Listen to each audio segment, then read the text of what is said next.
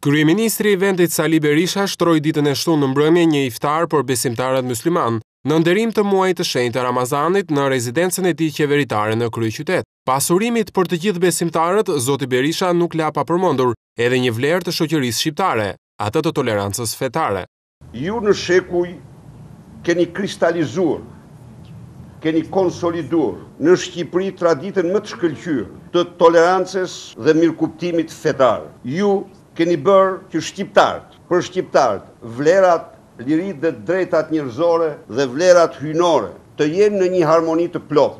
Ju keni faktur se liritë dhe drejtat universale janë të njëjta për të gjitha besimet fetare dhe se shqiptarët, pavarësisht nga besimet e tyre, kanë këto vlera si vlera më eprore. Zoti Berisha tha se në historinë shqiptare, besimet fetare nuk kanë qenë asnjëherë shkaqe konfliktesh, luftrash apo përballjesh politike, edhe në kohën e diktaturës komuniste. Do t'u rrëfej një gjë, gjatë këtyre pushimeve të mia kam lexuar memorje, dokumenta të dy grupe njerëzish, të një grupi shqiptarësh, qytetarë shqiptar që u sakrifikuan për besimin tek Zoti, tek vlerat hyjnore, dhe të një grupi tjetër, i cili sa qenë pushtet, luftoi agresivt kundër atyre. Më duhet të them se të dy palë suan fundin më tragjik. Të dy këta njohen hanxhart e diktaturës, por ata që u flijuan për besimin tek Zoti, ata vdiqen si njerëz. Do të citoj fjalët e njërit prej tyre. Gjyqi që më dënoi me vdekje, kërkoj ta fal, po vdes